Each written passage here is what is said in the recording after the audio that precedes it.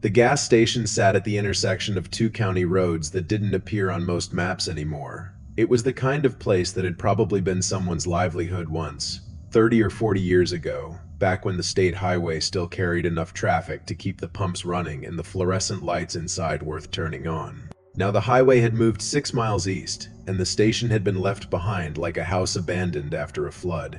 The canopy over the pumps was streaked with rust. One of the lights underneath it still worked, casting a pale orange circle on the cracked concrete below.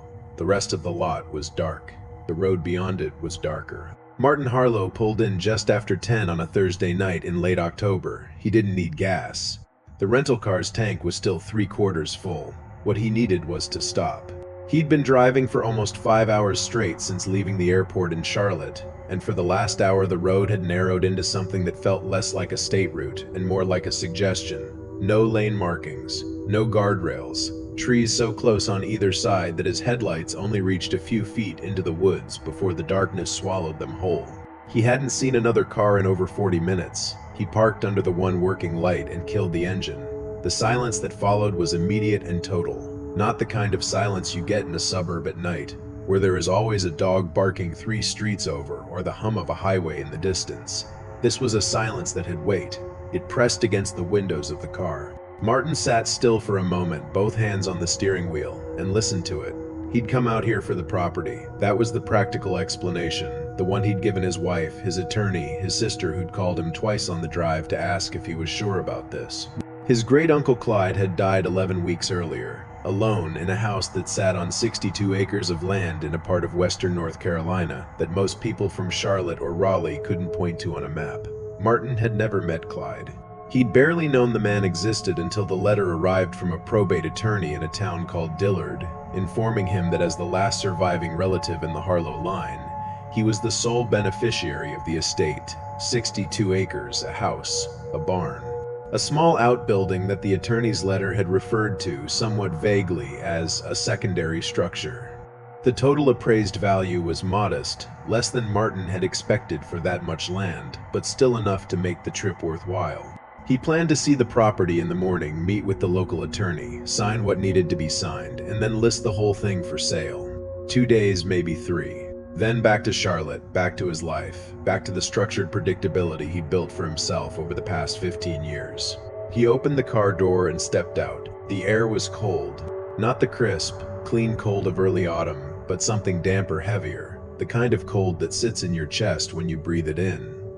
The trees around the gas station were mostly bare, their branches forming a lattice against the sky that blocked out everything except a few pale stars directly overhead somewhere in the woods. Something moved.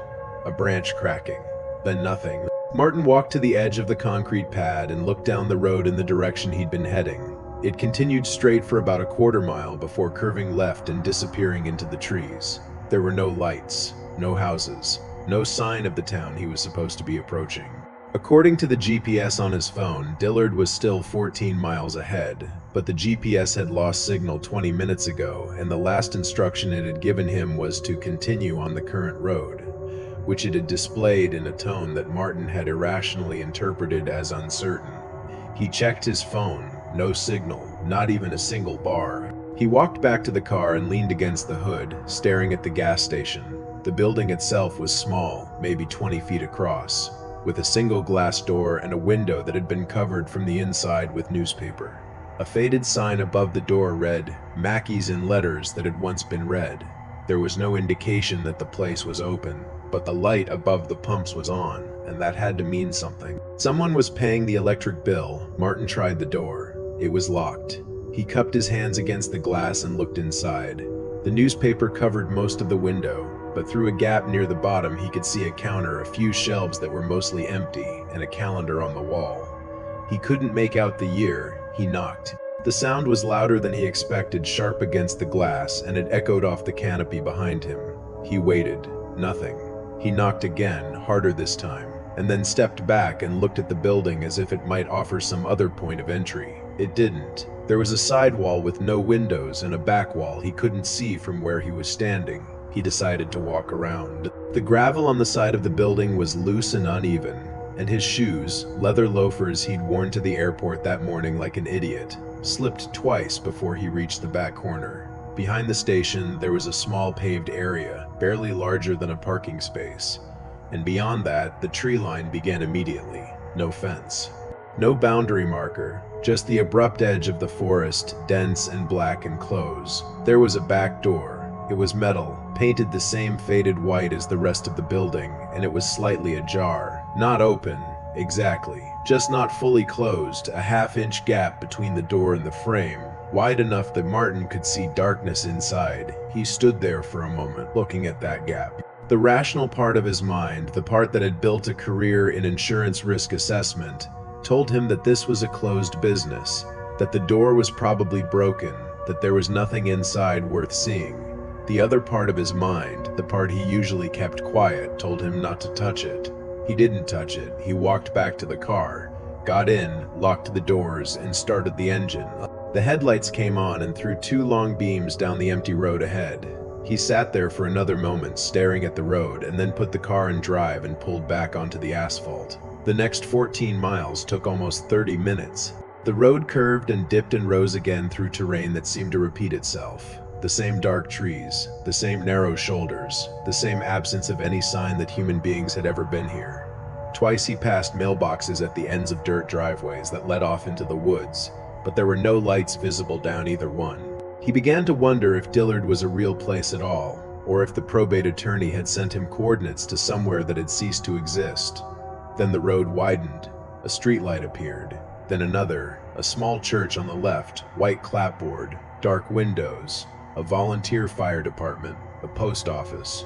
A block of storefronts, half of them empty, the other half dark, and at the end of the block, a 2-story building with a sign that read Dillard Motor Lodge in letters that were illuminated from behind by a light that buzzed audibly from 20 feet away.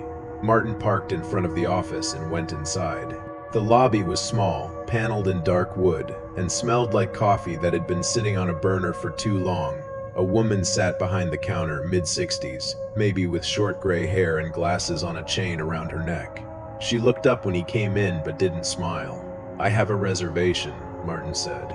Harlow, she looked at a ledger book, not a computer, an actual paper ledger, and ran her finger down a column. 1 night. 2, probably, maybe 3. She nodded and pulled a key from a pegboard on the wall behind her. Not a key card, a key. Brass attached to a diamond-shaped plastic fob with the number 7 written on it in marker.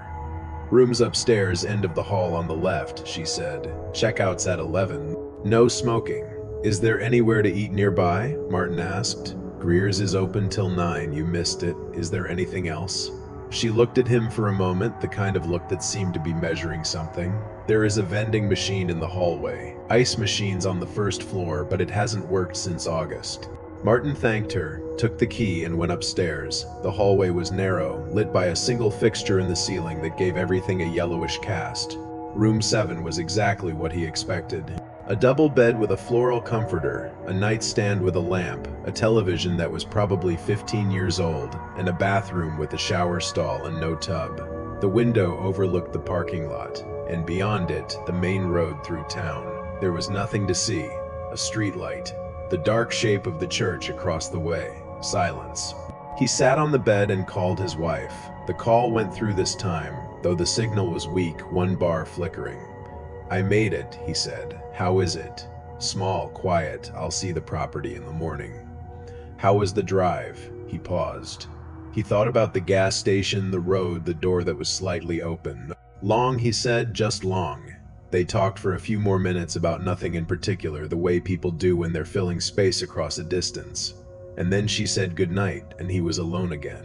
He lay back on the bed without undressing and stared at the ceiling. There was a water stain in the corner, shaped like nothing, and he stared at it until his eyes adjusted to the dimness and he could see the texture of the plaster around it, the tiny cracks that radiated outward like veins. He thought about the property. 62 acres, a house he'd never seen, belonging to a man he'd never met, in a place he'd never been. He thought about what it would look like, how long it would take to sell, whether the land was worth more than the structures on it.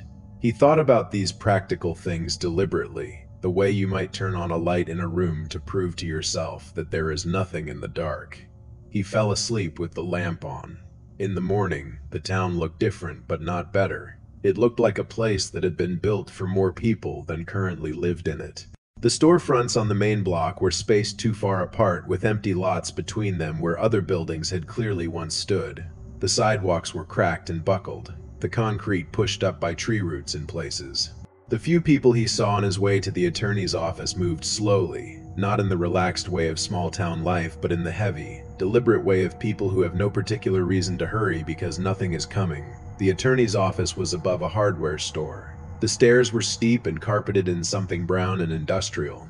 The door at the top had a frosted glass panel with the name Elias Pruitt, attorney at law, painted on it in gold letters. Martin knocked and a voice told him to come in. Pruitt was younger than Martin had expected, mid-40s, maybe with thinning hair and a face that looked like it had been tired for a long time. His office was cluttered but organized. Stacks of folders on every surface, a bookshelf full of legal volumes that looked like they'd actually been used. He stood when Martin entered and shook his hand with a grip that was firm but brief. "Mr. Harlow, thanks for making the trip." "I appreciate you handling this," Martin said, taking the chair across from the desk. Pruitt sat down and opened a folder that was already laid out in front of him. "I'll be straightforward with you. The estate is uncomplicated from a legal standpoint. Your uncle had no debts, no liens on the property, no other claims. The will is clear. Everything transfers to you upon completion of the probate process, which I've already initiated. What I need from you today is some signatures, and if you are willing, I'd recommend you visit the property." That was the plan. "Good." Pruitt paused. He picked up a pen and then set it down again. A small gesture that Martin recognized from years of sitting across from people who were deciding how much to say. "Have you ever been to this area before? Number, did you know your uncle at all? Number, I didn't even know he existed until your letter." Pruitt nodded slowly. Clyde was a private man. He'd lived on that property for over 40 years. Before that, I am not sure anyone around here knows where he came from. He came into town once a month for supplies, paid for everything in cash. Didn't have a phone as far as anyone knew. When he died, it was the mail carrier who noticed. She hadn't seen him take in his mail for 2 weeks and she called the sheriff. How did he die? Natural causes. He was 87. The coroner said heart failure, probably in his sleep. He was found in bed. Pruitt paused again. The house is, I should tell you, the house is unusual. Not in a structural sense. It is sound, actually, well built, maintained. Your uncle took care of it. But the inside is, I'll let you see for yourself. Martin waited for him to elaborate, but Pruitt moved on to the paperwork instead. They spent the next 20 minutes going through documents, signing, initialing, dating, transfer of deed, tax forms, a disclosure statement about the condition of the property that Pruitt had filled out in careful, small handwriting. Martin read each one but absorbed very little. His mind kept returning to the word Pruitt had used, unusual. When they were finished, Pruitt handed him a set of keys on a plain ring. 3 keys. One brass, one silver, one smaller than the others and darker, almost black. The brass one is the front door. The silver one is the barn. I don't know what the third one is for. Martin looked at the small dark key. You don't know. Your uncle had it on the ring when he was found. I assumed it went to something on the property, but I didn't go looking.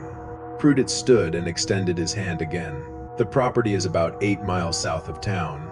Take the main road until you see a gravel turnoff on your right, just past a stone wall. The drive is about a quarter mile in. You can't miss the house. Martin thanked him and left.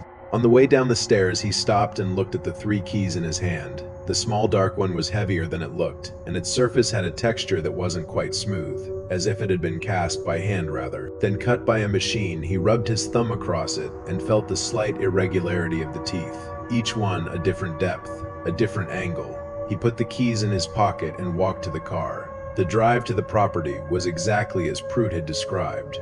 The main road south of town was paved but narrow, winding through a landscape of bare trees and overgrown fields.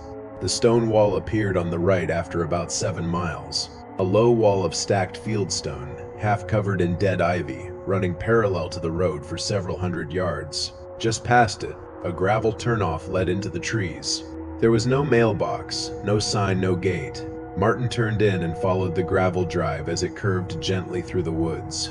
The trees here were older and larger than the ones along the main road. their trunks thick with moss, their branches interlocking overhead to form a canopy that even without leaves filtered the gray October sky into something dimmer. The drive was well maintained, the gravel recently spread, the edges clean.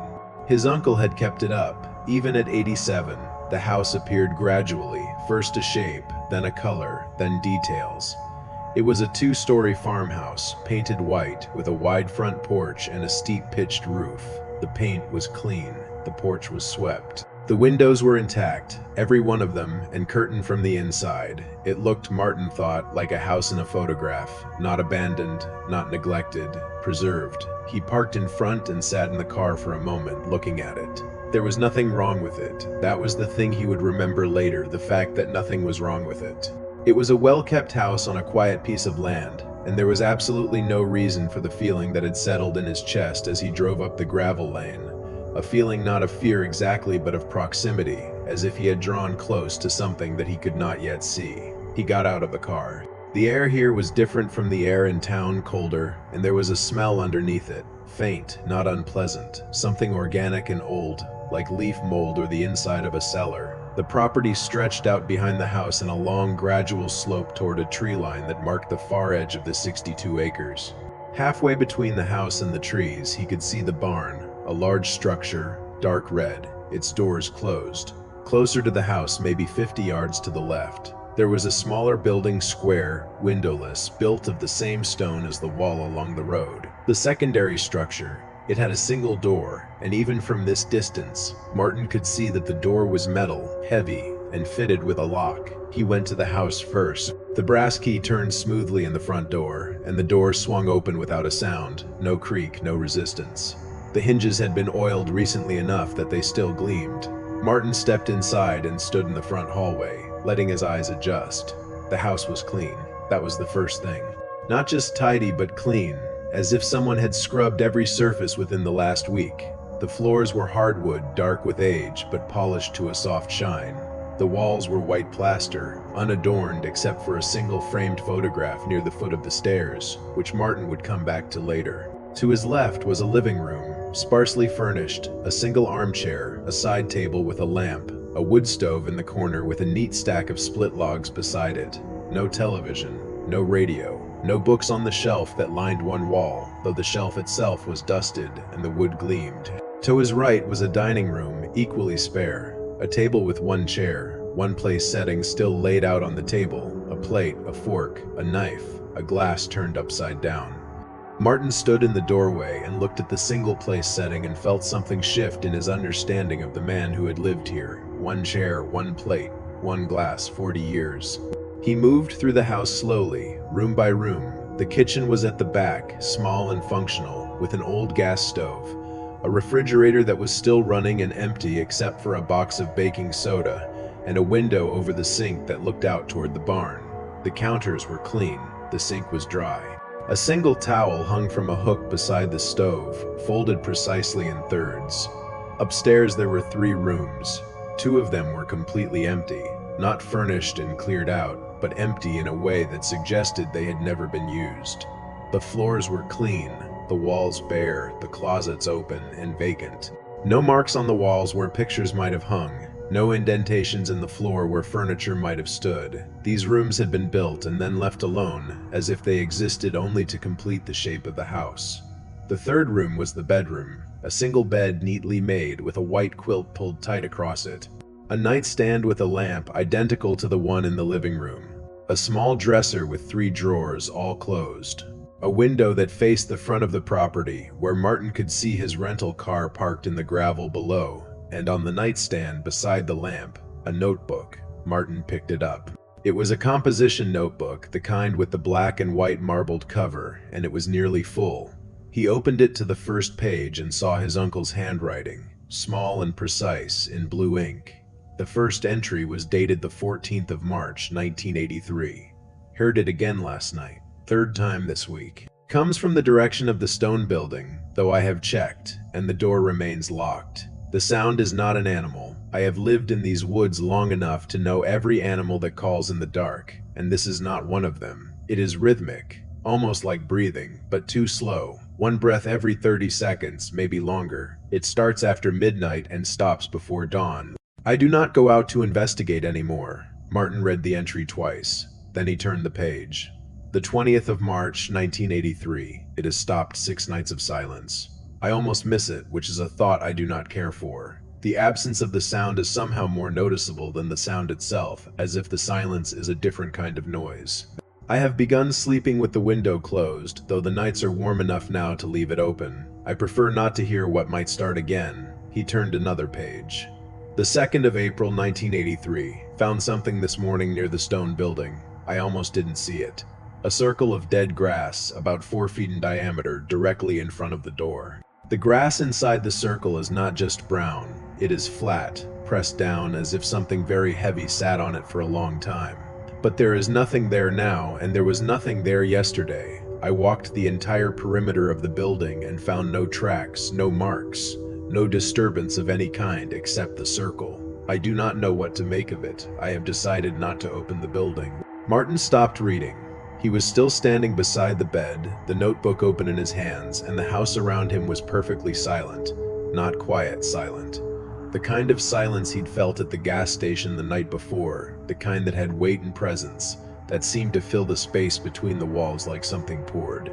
He looked out the window. From here he could see the stone building clearly. It sat in the grass between the house and the tree line, squat and solid, its one door facing away from him so that he could only see 3 of its 4 walls. It cast no shadow. The sky was overcast, a flat gray from horizon to horizon, and the light fell evenly on everything, removing all depth, making the landscape look like a photograph of itself. He put the notebook in his jacket pocket and went back downstairs. On his way through the front hall, he stopped at the photograph he'd noticed earlier.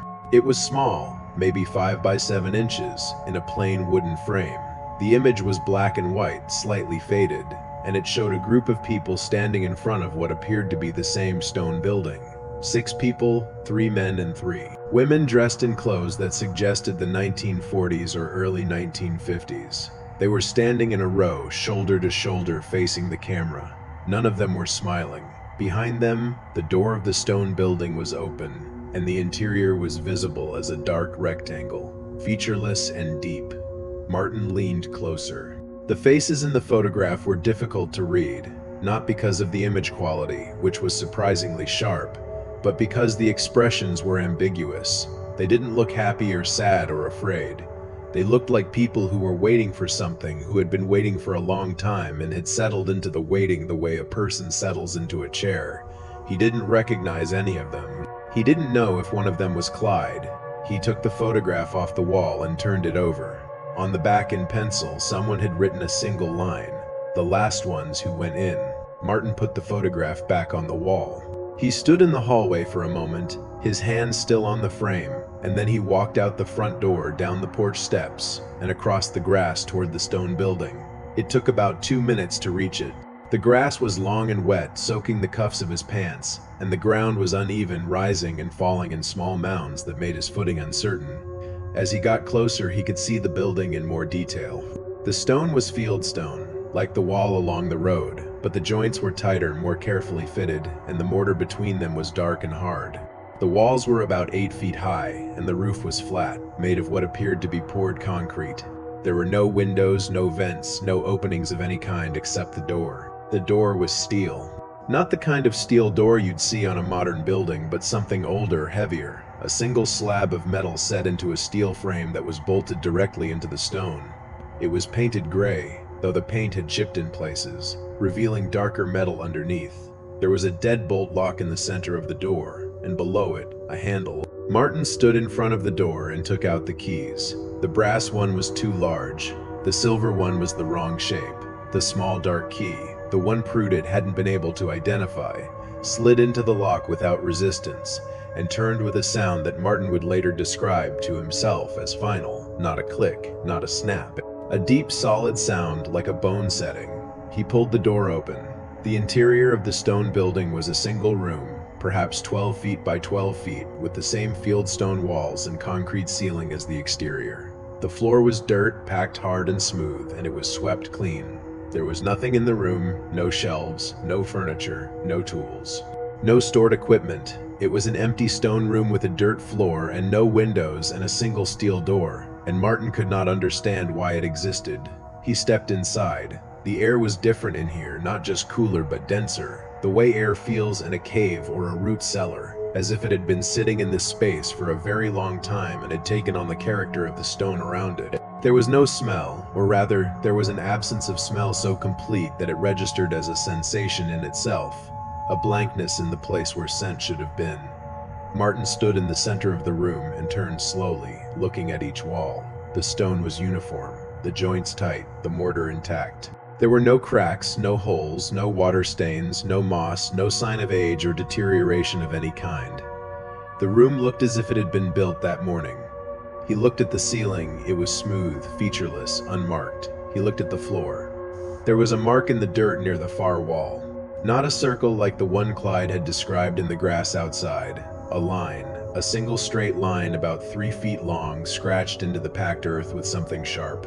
It was shallow, barely visible in the dim light that came through the open door, and Martin might have missed it entirely if he hadn't been looking down at exactly the right angle.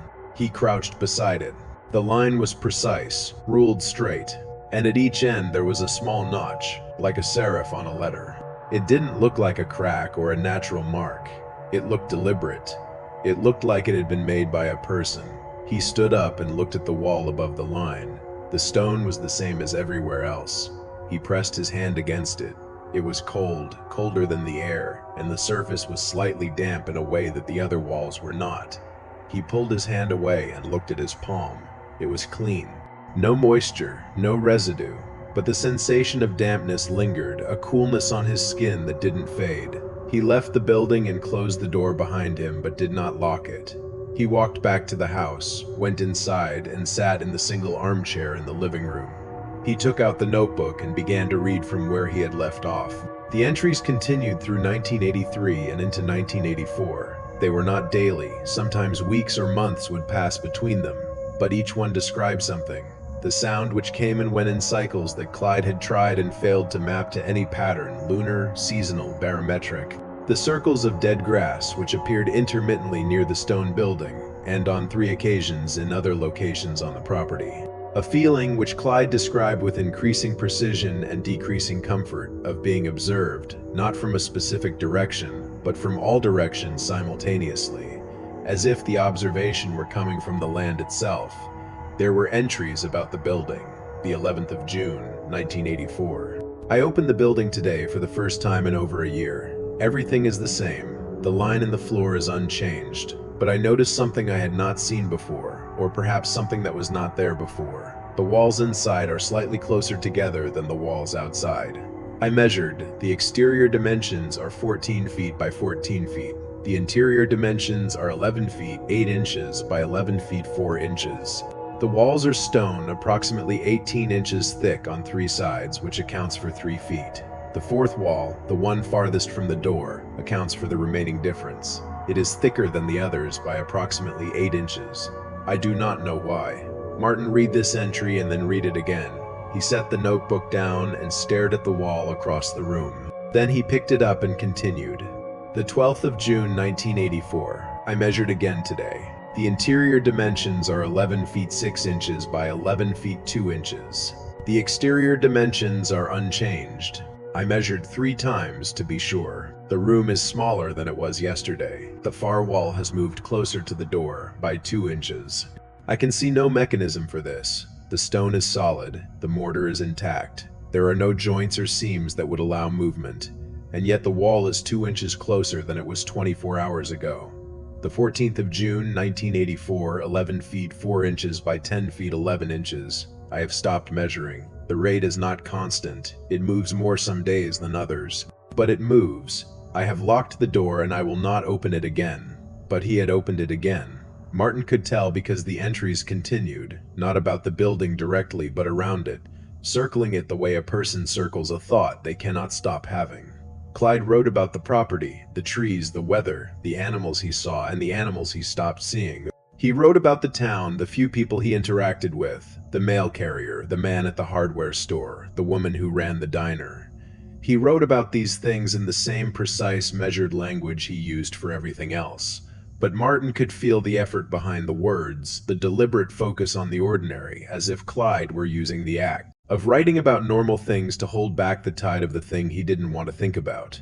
Then, in September of 1984, I dreamed about the room last night. I was inside it, standing in the center, and the door was closed. The room was exactly as I have described it: stone walls, dirt floor, concrete ceiling. But the line in the floor was gone. In its place there was a depression, shallow, rectangular, roughly the size and shape of a person lying down. I knelt beside it and put my hand in it. The dirt was warm, not sun warm, body warm. As if something had been lying there moments before I arrived. I woke up standing at the kitchen window, looking out toward the building. I do not sleepwalk. I have never sleepwalked. Martin closed the notebook. He sat in the armchair and listened to the house. The refrigerator hummed faintly in the kitchen. A branch scraped against a window upstairs, a dry, intermittent sound like a fingernail on wood. Everything else was still. He opened the notebook again and skipped ahead, turning pages rapidly, scanning for dates. The entries continued through the 1980s, the 1990s, into the 2000s. They became less frequent over time, but not less detailed. Clyde had continued to live on the property for more than 40 years after those first measurements. And in that time he had developed a relationship with the stone building that Martin could only describe as cohabitation, not with the building itself, but with whatever the building contained, or enclosed, or was. He never opened the door again after 1984. That was clear from the entries. But he wrote about the building constantly, noting changes he observed from the outside, shifts in the color of the stone, variations in the temperature of the air near it, the behavior of animals in its proximity. Deer, he noted, would not cross the line of the building's shadow, even on days when the shadow moved with the sun. Birds did not land on its roof. In winter, snow would not accumulate on the ground within a radius of about 6 feet from the walls, though it fell and stayed everywhere else. And the sound, always the sound. It came and went over the decades, sometimes absent for months, sometimes present every night, for weeks. Clyde's descriptions of it evolved. In the early entries, he called it breathing. Later, he called it pulsing. Later still, he stopped naming it at all and simply noted its occurrence with a check mark in the margin of the page. The last entry in the notebook was dated the 3rd of August of the previous year, about 3 months before Clyde's death. It was shorter than most, measured the exterior today. 13 feet 10 inches by 13 feet 10 inches. I measured the exterior when I first arrived on this property in 1979. It was 14 feet by 14 feet. In 44 years, the outside has shrunk by 2 inches.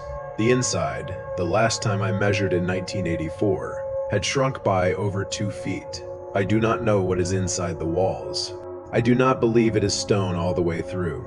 I believe the walls are getting thicker because something inside them is growing. I believe this because of what happened when I put my hand on the far wall in June of 1984. The sensation of dampness that was not dampness. The cold that did not behave like cold. I believe the walls are alive, or that something living has become the walls, or that the distinction between the two is not as meaningful as I once thought. I will not open the door again. I have not opened the door in 40 years, but I believe the door is no longer the only way in or out. 2 nights ago, I woke up and found dirt on my pillow, the same dirt. The hard-packed, smooth, scentless dirt from the floor of the room. It was in a small pile, about a tablespoon, placed neatly in the center of the pillow beside my head. I did not put it there. I live alone. I have always lived alone. Martin sat in the armchair for a long time after he read that last entry. The light outside had shifted while he'd been reading. It was afternoon now, past 2 o'clock, and the gray sky had darkened slightly, not toward evening but toward rain. He could feel the change in pressure, a subtle heaviness in the air that pressed against his sinuses and made the silence inside the house feel even more complete. He thought about leaving. Not just the house, but the property, the town, the county. He thought about driving back to Charlotte, calling Pruitt, telling him to handle the sale remotely, and never returning to this place. This was a reasonable thought, and he held on to it the way you hold onto a railing when the ground shifts. But he didn't leave. He told himself it was because he needed to do a full inspection of the property for the sale. He told himself it was because driving back on that road in the rain, at night, was unwise.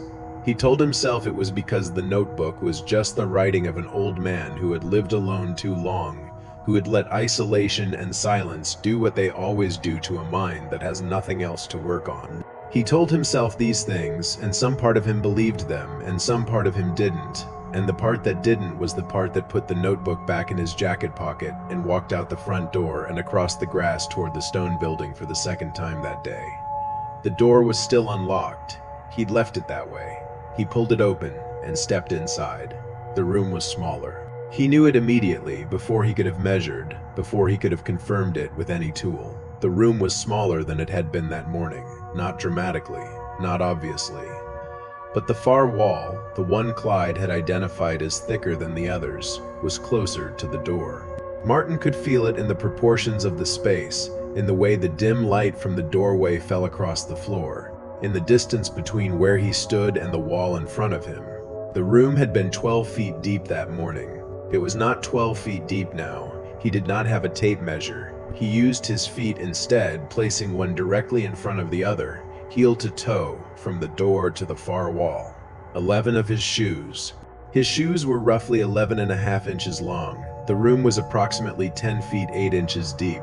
It had lost over a foot since the morning, or since the last time it had been measured, or since the last time anyone had been inside, and Martin realized that he didn't know which of these variables mattered. He looked at the far wall. The stone was the same. The mortar was the same. There was no visible change, no displacement, no crumbling. The wall had simply moved, or the room had simply contracted, or something inside the wall had simply expanded, and none of these explanations were explanations at all. He put his hand on the far wall. The cold was immediate. Not surface cold, not the cold of stone in a cool room, but a deep cold. A cold that seemed to originate somewhere behind the surface and radiate outward through the stone, as if the stone were merely a membrane between Martin's hand and something else. The dampness was there too. The sensation Clyde had described, not actual moisture, but the feeling of moisture, as if his skin were being touched by something wet that left no trace. And then, beneath the cold and the dampness, he felt something else. A vibration. So faint that at first he thought it was his own pulse, the blood moving through the veins in his hand, amplified by the pressure of the stone against his palm. But it was too slow for a pulse, too regular, too deep. It was rhythmic, and the rhythm was approximately one cycle every 30 seconds, and Martin understood, standing in that room with his hand on the wall, exactly what Clyde had been describing for 40 years. It was breathing, not air moving through lungs, not the mechanical function of respiration, but something that shared the same essential quality, the same patient, involuntary rhythm, the same suggestion of an organism at rest, of a system that was sustaining itself without effort or awareness, the way a sleeping body breathes. Martin pulled his hand away. He stood in the center of the room, and the room stood around him, and neither of them moved, and the breathing continued beneath the stone like a pulse beneath skin. He left. He closed the door, locked it with the small dark key, and walked back to the house. He got in his car and drove back to town. He went to the motor lodge, climbed the stairs, entered room 7, and sat on the bed. The rain had started. He could hear it on the window, a soft, irregular tapping, and beneath it the silence of the building, and beneath that the memory of what he had felt, which did not fade with distance the way a memory should, but remained vivid and specific, as if his hand were still pressed against the stone. He didn't sleep that night. He lay on the bed with the lamp on, fully dressed, and listened to the rain, and at some point during the night he became aware of a sound. Not the rain, not the building settling, a rhythm, faint barely at the threshold of perception. One cycle every 30 seconds. He held his breath and listened. It was there. Beneath the rain, beneath the silence, beneath the floor and the foundation and the earth, it was there. And Martin understood with a certainty that he would spend the rest of his life trying to disbellify, that the sound was not coming from the stone building 8 miles south of town. The sound was coming from directly beneath him. The sound was everywhere. It had always been everywhere. The stone building was not a container. It was an ear pressed to the ground, a stethoscope held against the skin of something immeasurably large. And what Clyde had been listening to for 40 years, what Martin was listening to now, was not something inside the walls. It was something inside the earth, and it was breathing. He lay in the bed in the motor lodge in the small town in the mountains of western North Carolina, and he listened to the ground breathe beneath him. and the ground did not know he was there, and the ground did not care, and the ground breathed on, patient and vast and asleep. And Martin understood that the building was not shrinking because something inside it was growing. The building was shrinking because the earth was pulling it down, the way a body absorbs a splinter slowly, over years, drawing it deeper into itself until there is no trace of it on the surface. He thought about the photograph in the hallway, the 6 people standing in front of the open door, the writing on the back, the last ones who went in. He thought about the depression in the dirt floor of Clyde's dream, the shape of a body, the warmth of a body. He thought about the dirt on the pillow. He left Dillard the next morning before dawn. He drove the 14 miles to the gas station, which was still dark except for the single light under the canopy, and he did not stop. He drove the 5 hours to Charlotte without stopping. He called Prudett from his home phone that afternoon and told him to sell the property, that he didn't care about the price, that he wanted his name removed from the deed as quickly as legally possible. Prudett said he understood. His tone suggested that he did. The property sold 6 weeks later to a timber company that intended to clear the land. Martin signed the final paperwork remotely and did not ask what happened to the house, the barn, or the stone building. He did not ask, and Prudett did not volunteer. 3 months after that, in February, Martin woke up in the middle of the night in his house in Charlotte, in his bed beside his wife, in the life he had returned to and tried very hard to resume. He woke up because of the sound, the rhythm. 1 cycle every 30 seconds, rising through the floor, through the foundation, through the clay and rock and sediment beneath his house, his neighborhood, his city. He put his hand flat on the mattress and felt it, the faintest vibration, the slowest pulse. And on the pillow beside his head, placed neatly in the center, in a small pile no larger than a tablespoon, there was dirt hard-packed smooth, completely without scent. He did not touch it. He lay in the dark and listened to the earth breathe beneath him, and he thought about Clyde, alone in that house for 40 years, listening to the same sound, writing in his notebook by lamplight, measuring the walls of a room that was slowly being swallowed. He thought about how Clyde had never left. How Clyde had stayed until his heart stopped, in a bed in a house on top of something that was patient and vast and did not distinguish between the living and the dead, between a stone building and a body, between what was on the surface and what eventually, inevitably, would not be. Martin closed his eyes. The breathing continued. It would always continue. It had been continuing since before the house was built, before the town was settled, before anyone had pressed their hand to stone and felt the slow, terrible pulse of something underneath. It was not malevolent. That was the worst part. It was not hungry or angry or intentional. It was simply there, beneath everything, beneath everyone, breathing in its sleep. And occasionally, without waking, it reached up toward the surface, the way a dreamer reaches for a sound that has disturbed their rest. And it pulled something down, gently, slowly, the way the earth pulls everything down in the end. Martin lay in his bed in Charlotte and felt the dirt against his cheek where it had spilled from the small pile on the pillow. And the dirt was warm, and outside the window the city hummed with electric light, and beneath the city the earth breathed on. And the distance between the surface and what lay below it was not as far as he had once believed. And it was getting smaller, the way a room gets smaller, 1 inch at a time, 1 night at a time, until there is no room left at all. And the walls are not walls anymore, and the floor is not a floor, and the only thing that remains is the sound, the rhythm, the long, slow breath of something that has always been there, that will always be there, that is there now, beneath you, beneath the chair you are sitting in. Beneath the floor and the foundation and the pipes and the stone, breathing, breathing, breathing, and you have never noticed it before. But now that you have been told, you will not be able to stop listening. And if you are very still, and if the night is very quiet, you will hear it, and you will understand that the ground beneath your feet is not solid, has never been solid, is only the thinnest skin stretched over the mouth of something vast and patient and asleep, and it breathes, and it dreams. And sometimes in its dreams it reaches up, and sometimes what it reaches for is you.